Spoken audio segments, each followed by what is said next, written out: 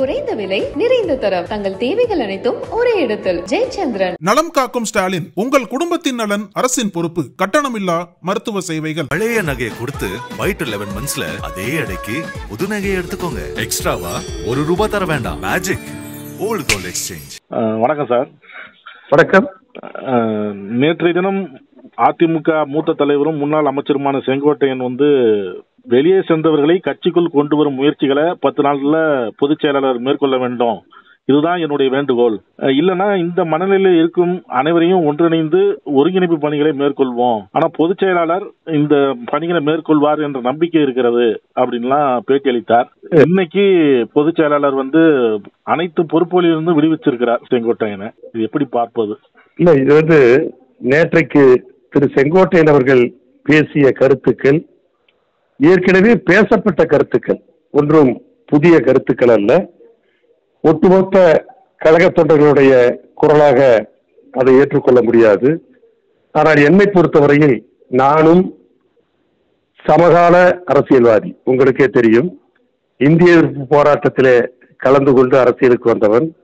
1977 முதல் தேர்தல், அனைத்து இந்திய அண்ணா திராவிட முன்னேற்ற கழகம் சந்தித்த முதல் தேர்தலிலே எனக்கு புரட்சி தலைவர் எம்ஜிஆர் அவர்கள் போட்டியிட வாய்ப்பு கொடுத்தார். எனவே நானும் ஒரு மூத்த கழக தொண்டன் தான். ஆனால் நேற்றைக்கு திரு செங்கோட்டையன் அவர்கள் இந்த கருத்துக்களை பொது வழியிலே பேசியதை என்னாலே ரசிக்க முடியவில்லை, என் மனதை ஏற்றுக்கொள்ள முடியவில்லை. அது மட்டுமல்ல, ஒரு தலைமைக்கே கெடு விதிக்கிறார் என்று சொன்னால் அதையும் எங்களாலே ஏற்றுக்கொள்ள முடியாது. அதாவது ஜனநாயக இயக்கம், இது ஒரு மக்கள் இயக்கம். ஜனநாயக கருத்துக்களை சொல்லலாம். எதை பேச வேண்டுமோ, எந்த இடத்தில் பேச வேண்டுமோ அதைத்தான் அனுபவப்பட்ட நிர்வாகிகள் பேச வேண்டும். இந்த பிரச்சனை, இவர் நேற்றைக்கு எழுப்பிய பிரச்சனை கழகத்தினுடைய பொதுக்குழுவால் தீர்மானிக்கப்பட்டு முடித்து வைக்கப்பட்டது. எனவே இவர் பேசுவதாக இருந்தால் பொதுக்குழுவிலே பேசியிருக்கலாம், பொதுக்குழுவிலே பேசியிருக்க வேண்டும். இன்றைக்கு பிரிந்தவர்களை, நீக்கப்பட்டவர்களை சேர்க்க வேண்டும் என்று சொன்னால், நான் நக்கீரன் வாசகர்களுக்கு ஒரே ஒரு கேள்வி அவருக்கு உங்கள் மூலமாக வைக்கிறேன். புரட்சி தலைவர் அம்மா அவர்கள், இவர் கூட யார் யார் என்று பெயர் குறிப்பிடவில்லை, புரட்சி தலைவர் அம்மா அவர்கள் சில பேரை அவர் காலத்திலே நீக்கினார். அப்படி நீக்கிய போது அந்த சிலருக்காக இவர் புரட்சி தலைவரிடம் ஏதாவது கோரிக்கை வைத்தாரா? புரட்சி தலைவர் அம்மா அவர்களிடம் நீங்கள் அவர்களை மீண்டும் சேர்த்துக் கொள்ளுங்கள் என்று கோரிக்கை வைத்தாரா? இப்பொழுது மட்டும் ஏன் திரு செங்கோட்டையனுக்கு இந்த காணொலி வந்திருக்கிறது? கட்சி நலன்கிறது என்று சொன்னால், அதாவது ஒரு இயக்கத்தினுடைய வெற்றிக்கு நீக்கப்பட்டவர்களை சேர்ப்பது மூலம் மட்டுமே அந்த வெற்றி கிடைத்து விடாது. எனவே அதிலே எனக்கு நம்பிக்கை இல்லை. காரணம், உங்களுக்கு ஒரு உதாரணத்தை சொல்லுகிறேன். அதாவது பேரறிஞர் அண்ணா அவர்களை விட்டு சம்பத் அவர்கள் பிரிந்தார்கள். சம்பத்தை சேர்க்காமலேயே அண்ணா அவர்கள் அரசியலிலே வெற்றி பெற்றார். அதே போல புரட்சி தலைவர் எம்ஜிஆரை விட்டு நாஞ்சிலார் போன்றவர்களும் எஸ்பிஎஸ் போன்றவர்களும் வெளியேறினார்கள். அவர்களை சேர்க்காமலேயே புரட்சி தலைவர் எம்ஜிஆர் அரசியலில் வெற்றி பெற்றார். அதே போல புரட்சி தலைவர் அம்மா அவர்களை விட்டு திருநாவுக்கரசு பிரிந்தார். அவர் பிரிந்து அவர் சேர்க்கப்படாமலேயே புரட்சி தலைவர் அம்மா அவர்கள் அரசியலிலே வெற்றி கண்டார். எனவே நீக்கப்பட்டவர்களை சேர்ப்பதன் மூலமே ஒரு இயக்க வெற்றி பெறும் என்று சொன்னால், இருக்கிறவர்கள் அந்த வெற்றியை தேடித்தர முடியாது என்கிற அந்த ஒரு அவநம்பிக்கையை அவர் ஏற்படுத்துகிறார். அது முதல் தவறு. எனவே இப்படி பொது வெளியில் பேசியதற்கு, தலைமைக்கு கெடுபிடித்ததற்கு இன்றைக்கு எங்களுடைய பொதுச் செயலாளர் மாண்புமிகு எடப்பாடியார் அவர்கள் எடுத்திருக்கிற நடவடிக்கை உள்ளபடியே ஏற்றுக்கொள்ள வேண்டியதாக இருக்கிறது. காரணம், எப்பொழுதுமே என்னுடைய பொதுச் செயலாளர் எடப்பாடியார் அவர்கள் எதற்கும் அவசரப்பட மாட்டார். கட்சியிலும் ஆட்சியிலும் பல்வேறு இடர்பாடுகளை அவர் எதிர்கொண்டு அதில் வெற்றி கண்டவர்.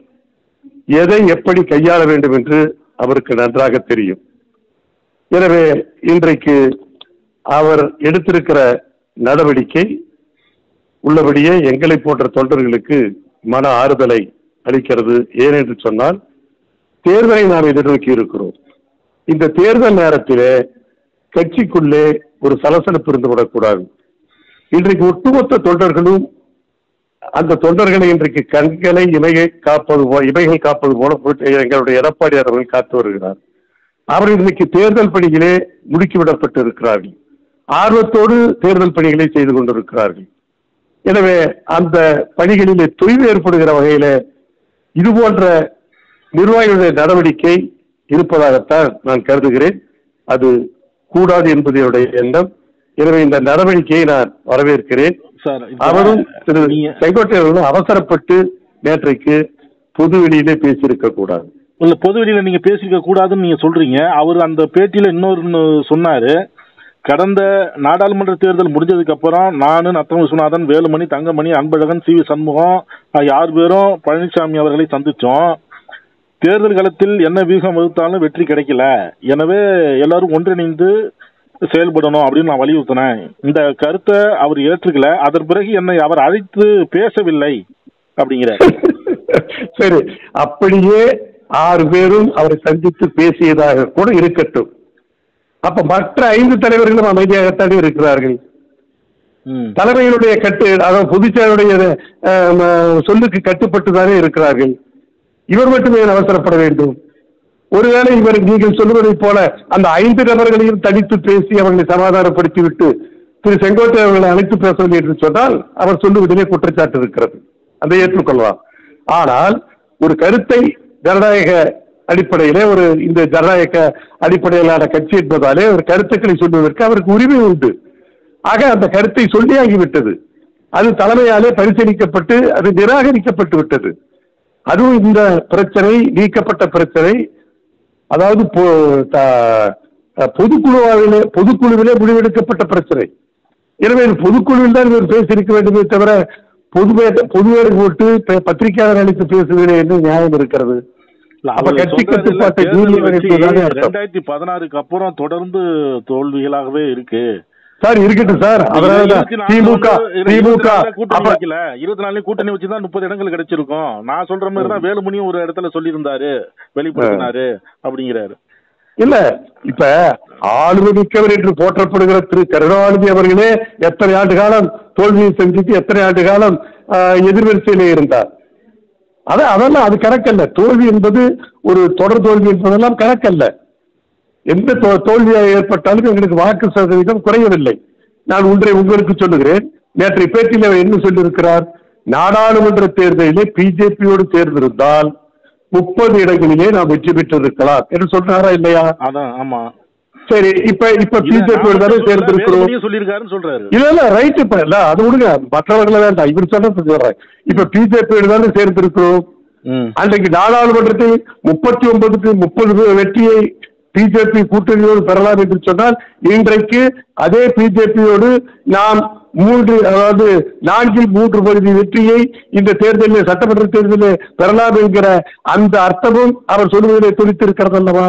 எனவே அப்படி வெற்றி பெறுகிற அளவுக்கு நாங்கள் கூட்டணி அமைத்த பிறகு, எங்களுடைய பொதுச்சாக கூட்டணி வைத்த பிறகு அப்புறமே நீக்கப்பட்டவர்களை சேர்க்க வேண்டும் என்ற அந்த கருத்து இவருக்கு புதிதாக தோன்றுகிறது. அது தேவையில்லையே. அதைத்தான் நான் சொன்னேன். பிரிந்தவர்களை சேர்க்காமலேயே வெற்றி பெற்ற அரசியல் தலைவர்கள் இருக்கிறார்கள். இன்னும் சொல்ல போது இவர் இந்த முயற்சியிலே ஈடுபடுவதாக நீங்கள் சொல்லுகிறீர்கள், அந்த நடவடிக்கையில் ஈடுபடுவதை சொல்லுகிறீர்கள். ஆனாடப்பட்ட ஒடிசாவினுடைய முன்னாள் முதலமைச்சர் பிஜு பட்நாயக் அவர்களே கலைஞர் கருணாநிதி அவர்களையும் புரட்சித் தலைவர் எம்ஜிஆர் அவர்களையும் ஒன்று சேர்ப்பதற்கு முயற்சி செய்து அதனை தோல்வி கண்டார். எனவே அவராலேயே முடியாத காரியத்தை இவர் என்ன செய்ய போகிறார்? இவர் மட்டும் எம்மாத்திரம். எனவே இதெல்லாம் ஒரு சும்மா ஒரு சாக்கு, இதெல்லாம் ஒரு தேவையற்ற சாக்கு. இதை ஏற்றுக்கொள்ள முடியாது.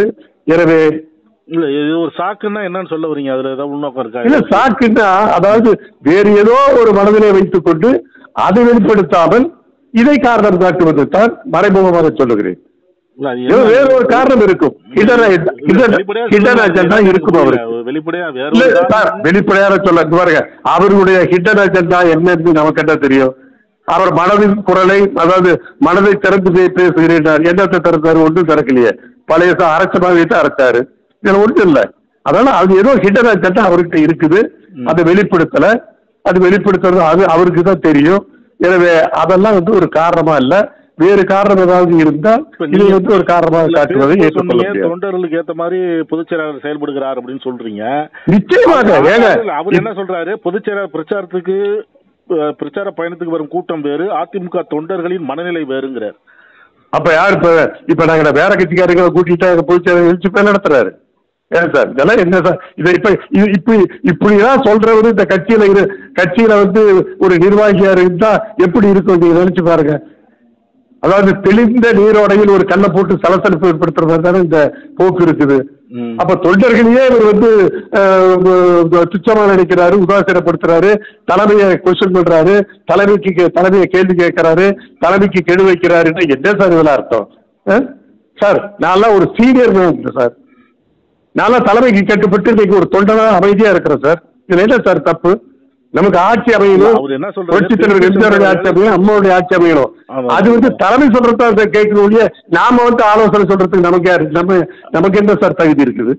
தலைமை முடிவு எடுக்கிறாங்க, அந்த தலைமைக்கு நம்ம கட்டுப்பட்டு சென்றவர்கள் எந்த நிபந்தனையும் வைக்கல, எந்த தியாகம் இருக்கிறோம் அப்படிங்கிறாரு. இல்ல முன்னோடிகளை சொல்றாரு. இப்ப அப்படி மக்கள் செல்வாக்கு மிக்க தலைவராக எம்ஜிஆர் இருந்தப்ப சோமசுந்தரம், கோவை செழியன் போன்றவர்கள் வெளியேற போது அவங்க வீட்டுகளுக்கே சென்று அழைச்சாரு அப்படின்லாம் உதாரணம். அம்மா வந்து அம்மாவே அப்படிப்பட்ட நீக்கப்பட்டவர்கள், அப்படிப்பட்ட சிலரை நீக்கிய போது அம்மாவிடமே இந்த கோரிக்கையை திரு செங்கோட்டையன் வைக்கவில்லை. அதை நான் கேட்கிறேன். அப்புறம் இன்னொன்னு கேட்கிறேன், அப்படி நீக்கப்பட்டவர்கள் எந்த நிபந்தனையும் இல்லை என்று சொன்னால் இன்றைக்கு அவருடைய பேச்சுகள் எல்லாம் இன்றைக்கு கூட ஒரு இங்கிருந்து போன ஒரு கட்சி தலைவருடைய பேச்சை பார்த்தேன். அதாவது பொதுச் செயலாளரை ஏற்றுக்கொள்ளாதவர்களை எப்படி நாம் இந்த இயக்கத்தில் சேர்த்து நம்ம செயலாற்ற முடியும்? சரி, நான் கேட்கிறேன், அவரை கேட்கிறேன், அப்படி அவர்களை சேர்த்தால் குழப்பம் ஏற்படாது என்பதற்கு என்ன உத்தரவாதம்? கோஷ்டி உருவாகாது என்பதற்கு என்ன உத்தரவாதம்? அது முதல்ல சொல்லுங்க. இது மாதிரி கோஷ்டி உருவாகாது, குழப்பம் உருவாகாது, பொதுச்செயலாளர் முடிவுக்கு உட்பட்டது. அதுதான் அவருக்கு பொதுச் செயலாளருடைய முடிவுக்கு விட்டுருந்தே தவிர நாம கருத்து சொல்றதுக்கு நமக்கு எந்த தகுதியும் இல்லை. நாளைக்கு இந்த மாதிரி தேர்தல் நேரத்துல அவங்கள சேர்த்து குழப்பம் அறிவிச்சு கோஷ்டி சேர்த்து அப்புறம் வந்து ஏன் சார் இன்னும் சொல்ல போனா துரோகின்னு கூட பொதுச் செயலாளர்கள் உச்சரிக்கிறாங்க. அப்படிப்பட்டவர்களை இந்த இயக்கத்தில் சேர்த்தால் குழப்பம் வருமா வராதா? கோஷ்டி வருமா வராதா? தேர்தலை எதிர்நோக்கி இருக்கிற இந்த நேரத்தில் இப்படிப்பட்ட ஒரு சிக்கல் எங்களுக்கு தேவையா?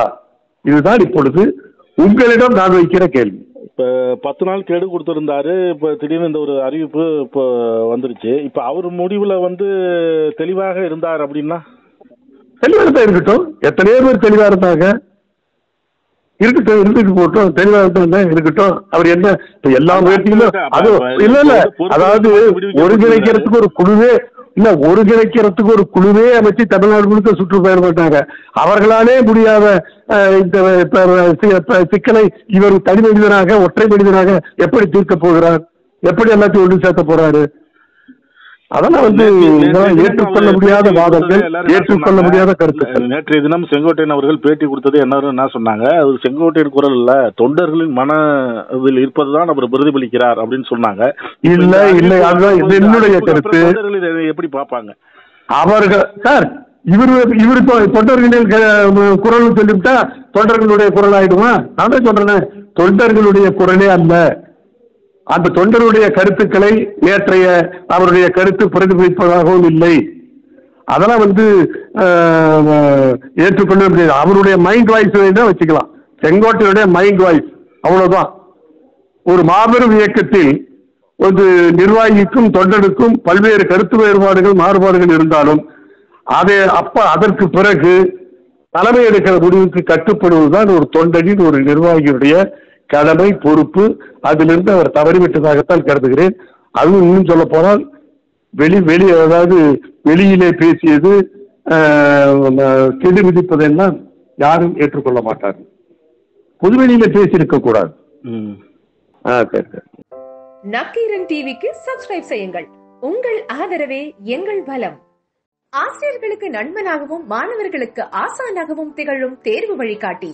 ஒவ்வொரு பாடத்திற்கும் அனுபவமிக்க ஆசிரியர்களின் துல்லியமான தெளிவான விடைகள்.